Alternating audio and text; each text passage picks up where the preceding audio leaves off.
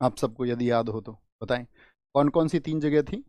एक तो कलकत्ता था, है ना, एक आपका बम्बई में और एक मद्रास में। 3 जगह पर क्या हुआ था, आपका यूनिवर्सिटी बनाई गई थी। तो ये कलकत्ता यूनिवर्सिटी की वजह से ये लोग यहाँ पर, किस यूनिवर्सिटी की वजह से? कलकत्ता यूनिवर्सिटी। कहाँ से पास हुए थे ये लोग? कलकत्ता यूनिवर्सिटी, कलकत्ता यूनिवर्सिटी से। तो इस तरह से जब महिलाओं ने शिक्षा पाली, अब आप इस समाज की सोच देखना।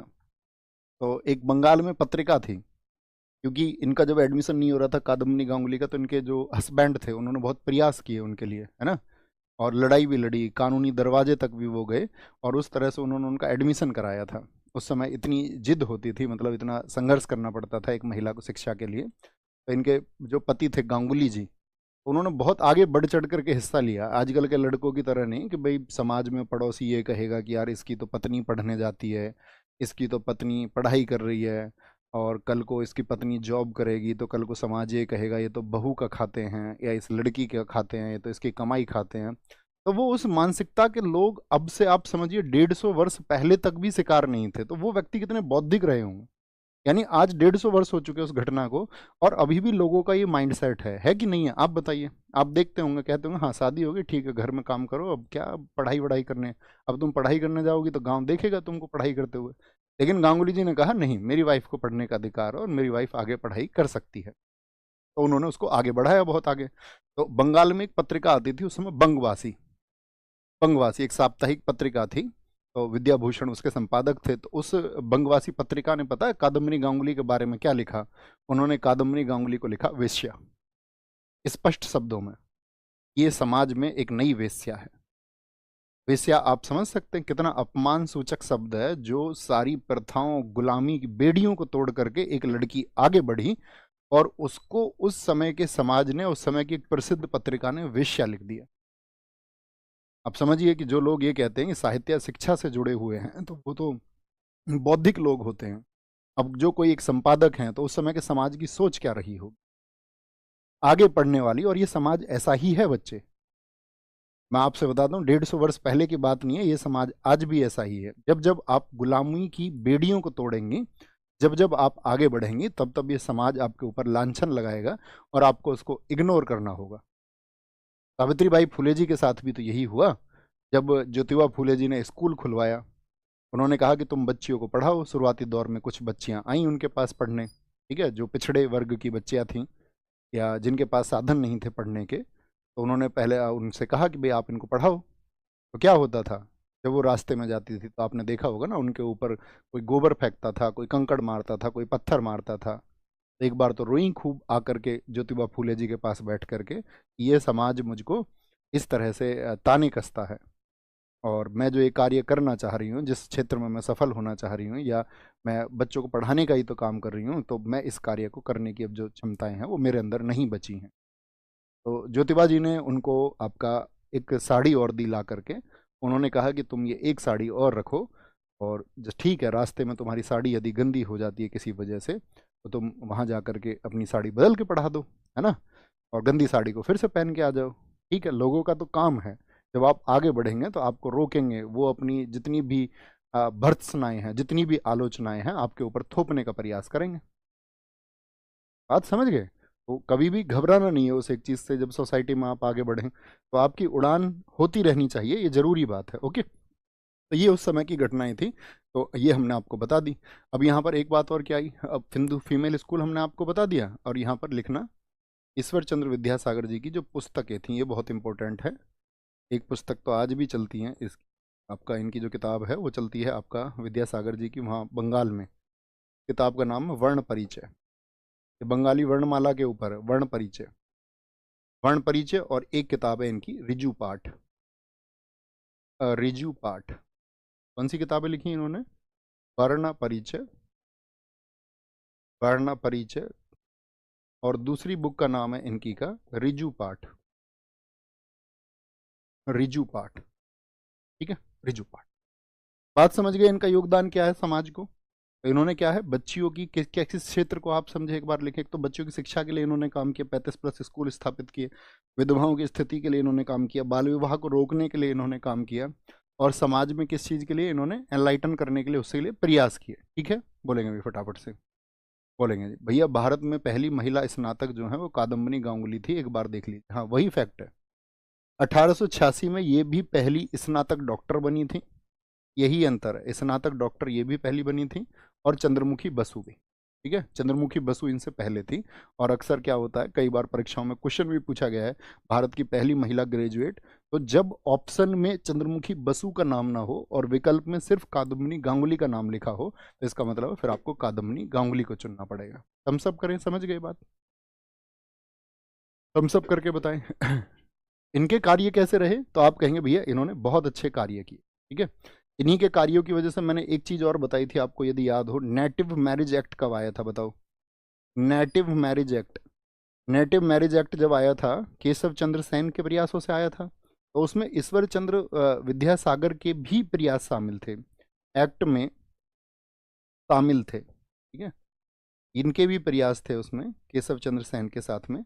और नेटिव मैरिज एक्ट में मुझे बताओ फीमेल की एज कितनी कर दी गई थी शादी के लिए, 14 ईयर्स मिनिमम, इतनी तो होनी चाहिए। और मेल के लिए, पुरुष के लिए कर दी गई थी 18 ईयर्स, 18 ईयर्स यही की गई थी। तो आप कहेंगे हाँ जी, कम से कम 14 वर्ष कर दी गई। ओके, इसके बाद में अभी हमारा वर्तमान में चलता है, मुझे बताओ, जो हिंदू विवाह अधिनियम चलता है, Hindu marriage act, Hindu marriage act में कितनी एज है बताओ, हिंदू विवाह अधिनियम, ये वर्तमान में तो ये चलता है, कब से चलता है भैया ये आपका 1955 का था, और 1978 में इसमें लास्ट टाइम पे क्या हुआ था, 1978 में संशोधन हुआ था, अमेंड किया गया था इसको, संशोधन किया गया था इसमें, संशोधन किया गया था। और इसमें फीमेल की जो एज थी वो 18 कर दी गई, 18 ईयर्स कम से कम होनी चाहिए। और मेल की जो एज है वो कर दी गई इसमें 21 ईयर, कम से कम पुरुष की उम्र इतनी होनी चाहिए। लेकिन क्या सभी लोग वर्तमान में इसको फॉलो करते हैं, तो आप कहेंगे वर्तमान में भी इसको फॉलो नहीं करते हैं। हिंदू विवाह अधिनियम कब आया था, लिख लेना इसको भी, 1955 का है, 1955। संशोधन कब हुआ था, 1978 में। और अभी सरकार क्या कह रही है, सरकार इस बारे में विचार कर रही है कि भविष्य में लड़कियों की जो मिनिमम एज है शादी की वो 21 होनी चाहिए, और लड़कों की जो मिनिमम एज है वो 25 होनी चाहिए। क्या बोलेंगे, 25 होनी चाहिए। तो इसको करने के लिए वो अब विचार कर रहे हैं कि इस तरह से उसको बढ़ाया जाए। ठीक है, कोई दिक्कत कोई परेशानी।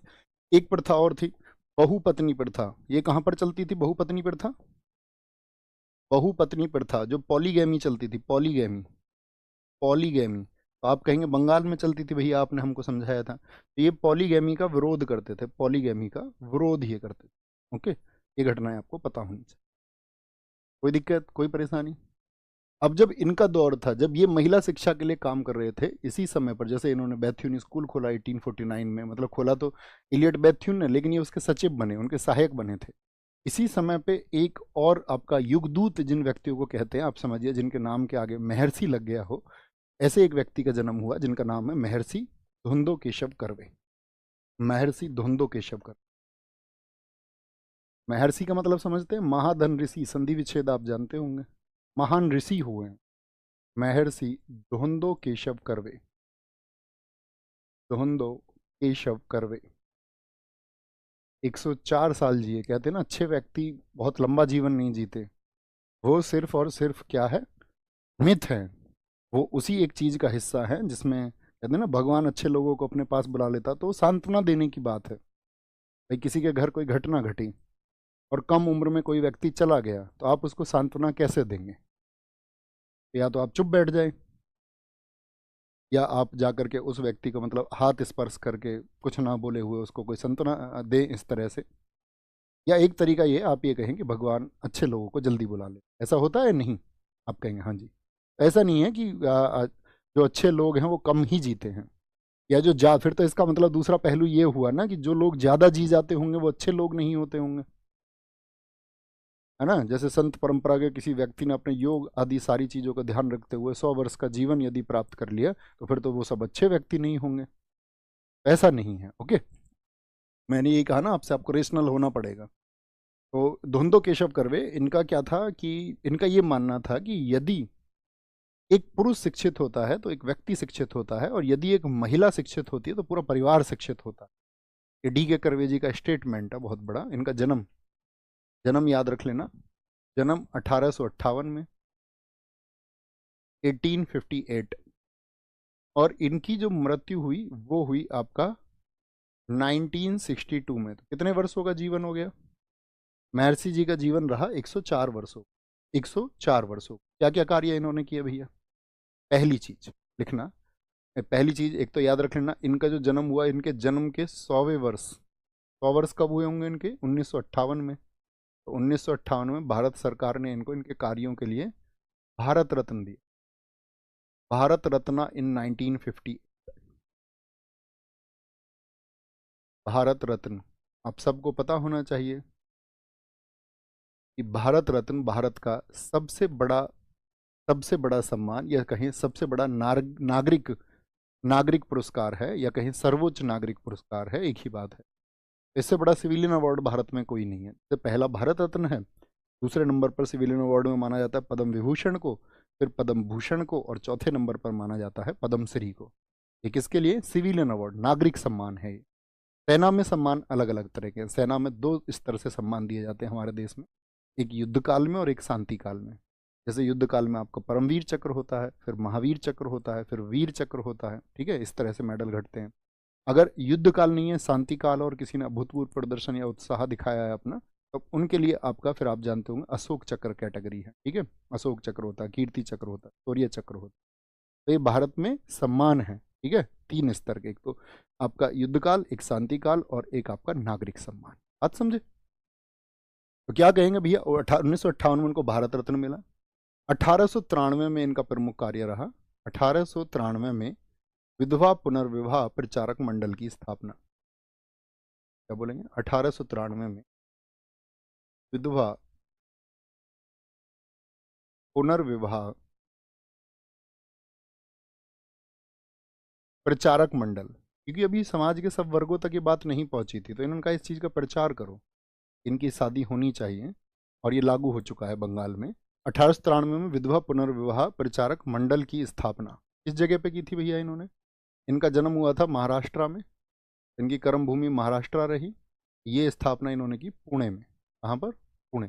पुणे अर्थात महाराष्ट्र, ठीक है। क्या बोलेंगे? इस्टेब्लिशमेंट ऑफ 1893 में इसकी स्थापना हुई। दूसरी चीज इनकी क्या रही? 1893 में ये कर दिया। 1896 में 1896 में हिंदू महिला विद्यालय, हिंदू विधवा गृह की स्थापना की। और हिंदू विधवा गृह की जो इन्होंने स्थापना की, ये भी कहाँ पर की? ये भी की इन्होंने पुणे में, पुणे यानी कि महाराष्ट्र में। तो क्या लिखेंगे? इस्टेब्लिशमेंट ऑफ 1896 में। और ये जो हिंदू विधवा गृह था इनका, हिंदू विधवा गृह, इस हिंदू विधवा गृह में ये क्या होता था? विधवा महिलाओं को आश्रय मिलता था, शेल्टर मिलता था। विधवाओं को आश्रय, विधवाओं को आश्रय, ये लिख लीजिए, विधवाओं को आश्रय मिलता था इसमें। Shelter for widows, shelter for widows. तो पहले तो इन्होंने विद्यालय बनाया, और फिर बनाया एक ग्रेजुएट विद्यालय। तो लिखना आपका स्नातक महिला विद्यालय, स्नातक महिला विद्यालय, महिला विद्यालय। और ये देश का पहला स्नातक महिला विद्यालय है, याद रखना। स्नातक महिला विद्यालय, ये आपका क्या बोलेंगे? Graduate women school, graduate women school, क्योंकि विश्वविद्यालय तो बहुत सारे थे अब तक देश में, ठीक है। इसकी स्थापना इन्होंने की 1916 में, लेकिन ये पुणे में ना करके इन्होंने की बम्बई में। बहुत पूछा जाता है क्वेश्चन, बम्बई में, ठीक है। स्नातक महिला विद्यालय, बाद में इसी का नाम क्या हो गया? इसी का नाम, जैसे आप अक्सर पढ़ते होंगे, एसएससी बहुत बार पूछा है इसको, श्री नाथीबाई, श्री नाथीबाई दामोदर, नाथीबाई दामोदर ठाकरसी, ठाकरसी महिला विश्वविद्यालय बाद में हो गया। इसको हम अगर आज कहें तो SNDT के नाम से जानते हैं, और देश भर में इसकी शाखाएं हैं। SNDT, श्री नाथीबाई दामोदर ठाकरसी, ठीक है, श्री नाथीबाई दामोदर ठाकरसी महिला विश्वविद्यालय। तो अब मैं अगर आपसे प्रश्न पूछूं कि धुंधो केशव कर्वे किन 2 क्षेत्रों से जुड़े रहे, बोलेंगे अभी फटाफट?